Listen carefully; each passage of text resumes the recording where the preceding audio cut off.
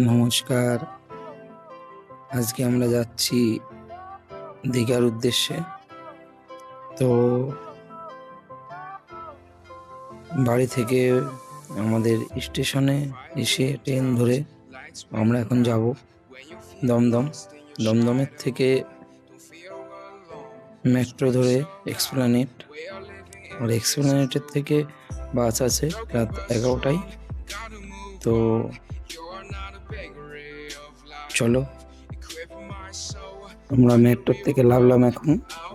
এবার আমাদের বাস খুব সম্ভবত এই সামনেই আছে, যাই গিয়ে দেখি। আগেরবার যখন গিয়েছিলাম বাসটা সুন্দর ছিল, এবারও